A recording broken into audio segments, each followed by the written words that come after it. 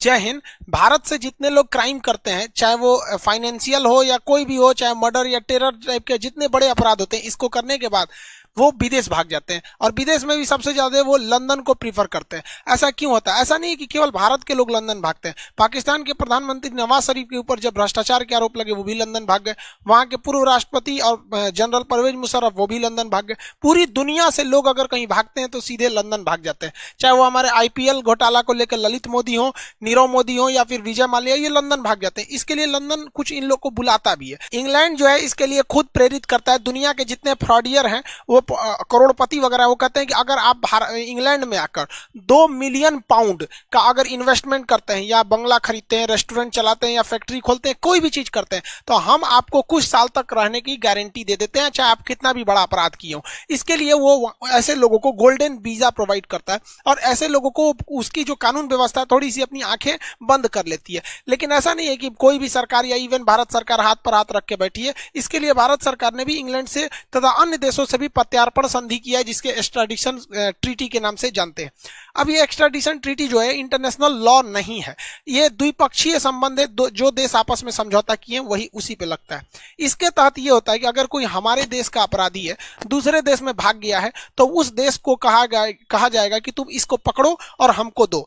तो अगर देखिए, पकड़ने के लिए वो देश पकड़ेगा नहीं पकड़ेगा इसकी कोई गारंटी नहीं है। तो इसके लिए इंटरनेशनल पुलिस, शॉर्टकट में इंटरनेशनल को शॉर्टकट में इंटर, पुलिस को पोल, तो इंटरपोल के पास जाया जाता है। इंटरपोल एक नोटिस निकालती है जिसे कहते हैं रेड कॉर्नर नोटिस, और वो रेड कॉर्नर नोटिस उस देश को दिया जाता है कि देखो तुम्हारे देश में ये अपराधी खुलेआम घूम रहा है, पकड़ के दे दो।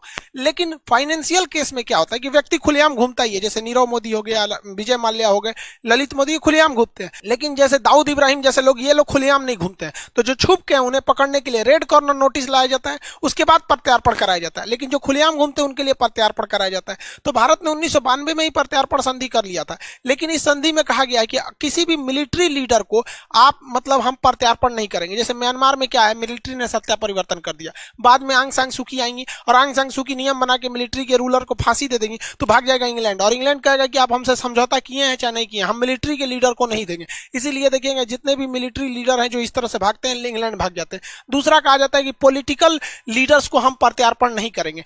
जैसे अभी जो बाइडन आए हैं, अगर मान के चलिए डोनाल्ड ट्रंप पे 20 केस लगाएंगे तो भाग आएंगे डोनाल्ड ट्रंप लंदन में। तो ये दो लोग तो सीधे सीधे बच सकते हैं, मिलिट्री और पॉलिटिशियन वाले लोग। क्योंकि आप ऐसा पॉलिटिशियन लोग भी बहुत ज्यादा कभी कभी, जैसे इंग्लैंड इसमें चाइना में क्या होता है, कोई भी अगर सी जिनपिंग के खिलाफ आवाज उठाता है तो या तो गायब कर दिया जाए तो मार दिया जाएगा। तो वो लंदन भाग जाएंगे और लंदन खुलेआम कह देगा कि भाई हम पॉलिटिकल असाइलम, राजनीतिक शरण लेने वाले को हम देते नहीं है।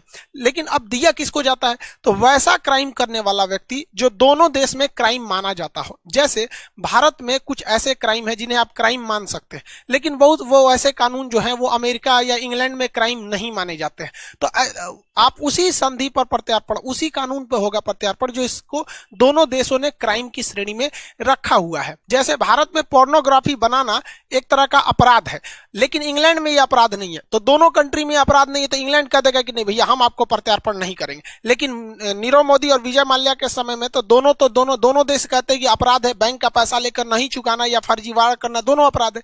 इसके अलावा कहा जाता है कि ऐसा नहीं है कि आप आइएगा कहिएगा कि फला आदमी आपके यहाँ देश में है, हमको दे दीजिए, हम इस पर मुकदमा चलाएंगे। आपको पहले उसका प्रॉपर एविडेंस, सबूत दिखाना पड़ेगा। सबूत दिखाने के बाद आपको इस बात की गारंटी देनी पड़ेगी कि जो सबूत दिखाए हैं, जिस मामले में केस चल रहा है, जिस मामले के लिए आप इससे प्रत्यार्पण ले जा रहे हैं, आप वही केस चलाइएगा अपने देश में। ऐसा नहीं है कि भारत से इंग्लैंड से ले जाइएगा नीरव मोदी को बैंकिंग फ्रॉड के लिए कि पीएनबी घोटाला किया है और वहां ले जाके मर्डर केस चला दीजिएगा। ऐसे में आपको प्रत्यार्पण नहीं किया जा सकता है। तो भारत ने ये सारे एविडेंस दिए, उसके बाद भी मामला अटक जाता है कि मान के चलिए हमने सारा एविडेंस दे दिया, लेकिन उस देश के साथ हमारा प्रत्यार्पण संधि यानी एक्स्ट्राडिशन ट्रीटी नहीं हुआ है, तो वो देश देने से मना कर देगा, कहेगा हम इसको क्यों देंगे, इससे तो हमको फायदा हो रहा है, ये जिस होटल में रुका है उसको रोजगार मिल रहा है, डेली इधर उधर नाश्ता चाय पानी करबे करता है, हमको फ्री में मिल रहा है, विदेश वाला को कोई क्यों लौटाएगा। तो समझौता भी होना चाहिए। तो भारत हर एक चीज किया है, समझौता भी किया है, एविडेंस सब चीज बता रहा है। इसके बावजूद इंग्लैंड जो है,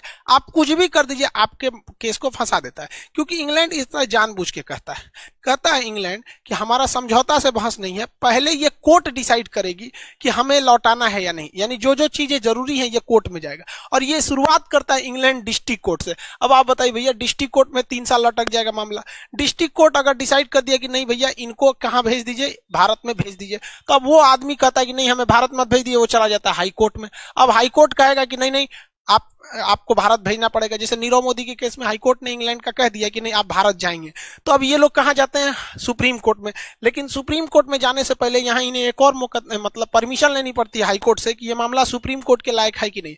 तो नीरव मोदी के केस में जज ने कह दिया हाई कोर्ट का कि नहीं आप भारत ही जाएंगे, आपको ये मामला इंग्लैंड जाने मतलब सुप्रीम कोर्ट जाने लायक नहीं है। लेकिन अगर सुप्रीम कोर्ट जाने लायक रहता तो 1-2 साल और फंस जाता। तो यहां तो खत्म हो गया। लेकिन सबसे ज्यादा अगर किसी को बचाता है तो इंग्लैंड का एक वो है European court of human right. Europe के देशों ने ह्यूमन राइट को बहुत ज्यादा वैल्यू देते हैं और ये कहते हैं कि भाई जब तक ये कोर्ट नहीं कहेगा कि आपको किया जाए प्रत्यार्पण तब तक नहीं करेंगे। अब ये लोग छोटे से छोटे चीज को ध्यान देते हैं कि आप इनको जब ले जाएंगे तो वो जेल कैसा है, उस जेल की हॉस्पिटल व्यवस्था कैसी है, बिल्डिंग कैसा है, मतलब कहीं ना कहीं से मामला फंसा के कह देते हैं कि नहीं वो जेल ठीक नहीं है, हम आपको जाने नहीं देंगे।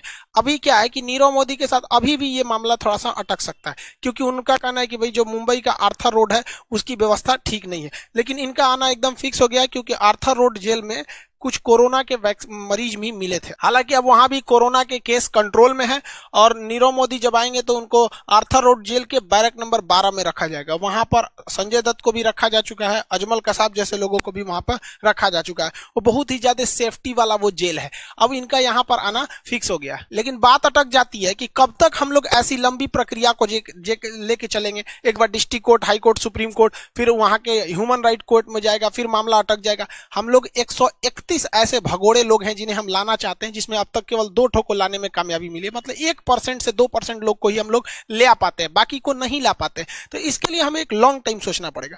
हमें एक स्पेशल जेल बनाना पड़ेगा जिसका नाम जेल ना लग के कोई और नाम रखा जाए। जैसे आगा खान पैलेस था, भारत में अंग्रेजों ने बनवाया था, उसी टाइप का कोई पैलेस वगैरह रखा जाए जिसमें खूब बढ़िया इंफ्रास्ट्रक्चर हो, उसका जो गेस्ट रूम की तरह उसका बेडरूम वगैरह हो, गार्डन वहां बहुत अच्छा हो, जिम वगैरह की भरपूर व्यवस्था दी जाए वहां पर, और एकदम बढ़िया योगा मेडिटेशन ग्राउंड हो अच्छे से टहलने वगैरह के लिए, हॉस्पिटल की व्यवस्था ए ग्रेड, स्विमिंग पूल से लेकर इंडोर का जितना गेम है ये सारी व्यवस्थाओं को वहां रख दिया जाए। बेहतरीन ढंग का वहां पे रेस्टोरेंट टाइप का अंदर बना दीजिए, किचन हो, वेल फर्निश बाथरूम वगैरह हर चीज बढ़िया हो, लाइब्रेरी हो, अपना सारा चीज हो, और उसको वेल एस्टेब्लिश करके इंग्लैंड का जो कोर्ट है उसको और जो वहां का ह्यूमन राइट कोर्ट है उसको एक बार निमंत्रण दिया जाए कि आप आइए हमारे यहाँ, हम खर्च देते हैं और जांच कीजिए कि हमने ये जो व्यवस्था दिया है इसमें कोई कमी तो नहीं है।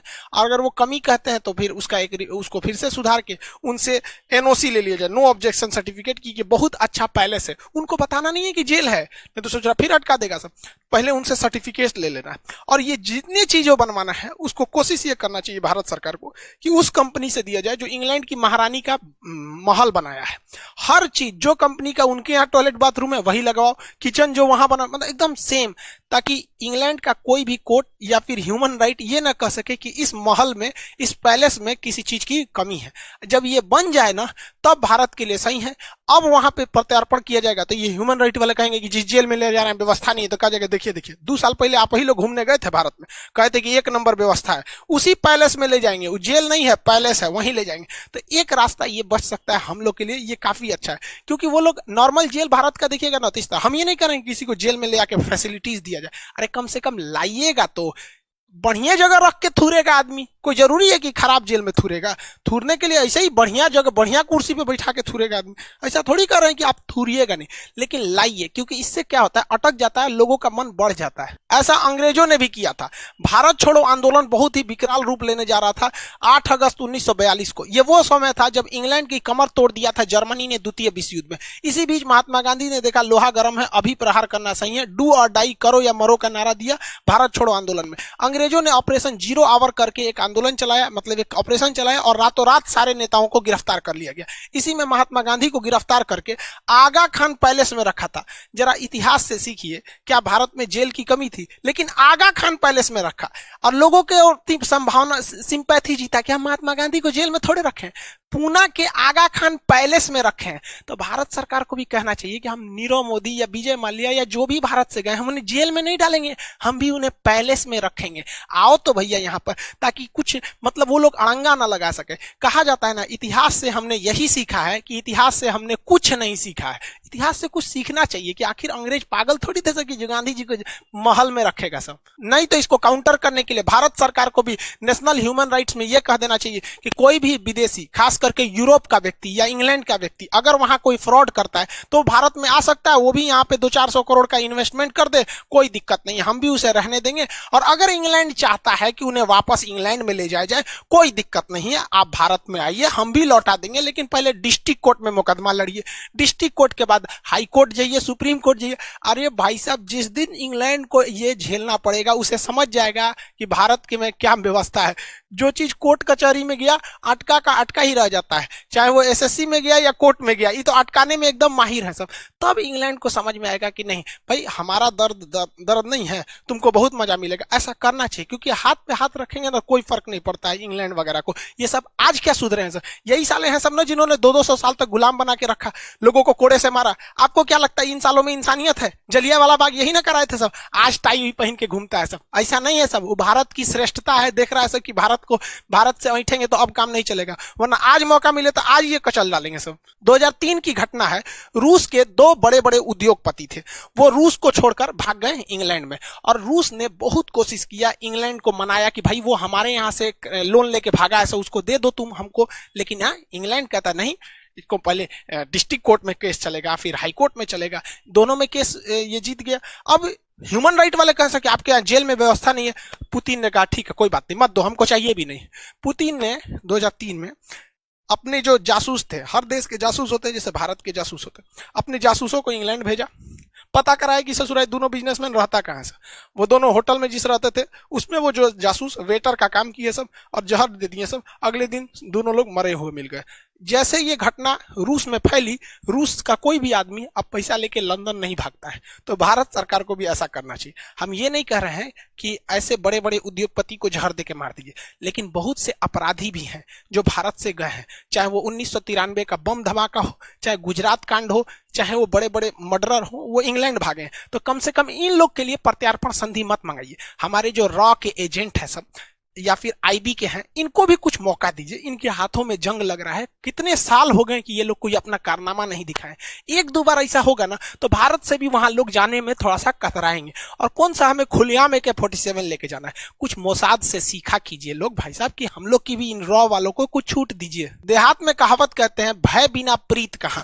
अगर डर खत्म तो प्रेम खत्म हो जाता है। इसका एग्जाम्पल देखिए, यूएसए के पास इतना ज्यादा हथियार, इतना पैसा, सब कुछ है कि अगर अमेरिका से कोई भी व्यक्ति भागता है इंग्लैंड में तो उसमें से 95% लोगों को यह प्रत्यार्पण करके वापस बुला लेता है।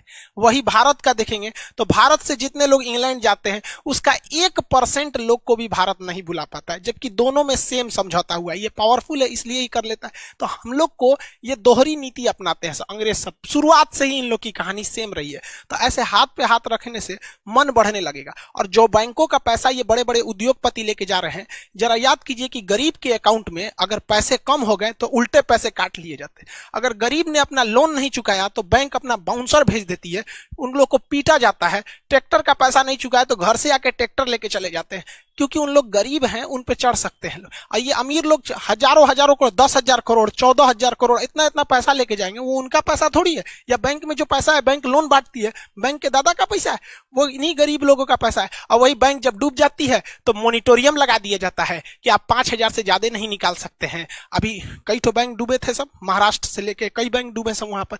तो किसी की बेटी की शादी है, मॉनिटोरियम लगा दीजिए कि आप 10,000 से ज्यादा नहीं निकालेंगे। किसी के हार्ट का ऑपरेशन कराना, हम टीवी पे देख रहे थे, न्यूज पे, कि एक बेचारे बूढ़े थे, कर रहे थे ऑपरेशन कराना है, आप कह रहे हैं 20,000 से ज्यादा नहीं निकलेगा। हम अपने पैसे को हमको सिखाइएगा आप कि कितना नहीं निकाल सकते हैं। रखने के टाइम तो आपने कुछ नहीं बोला था कि इतना क्यों रख रहे हैं। निकालने के टाइम इतना। हम ये नहीं कह रहे हैं कि गवर्नमेंट जानबूझ के कर रही है, लेकिन ये इन लोग की गलती की वजह से एक गरीब आदमी क्यों भुगतेगा?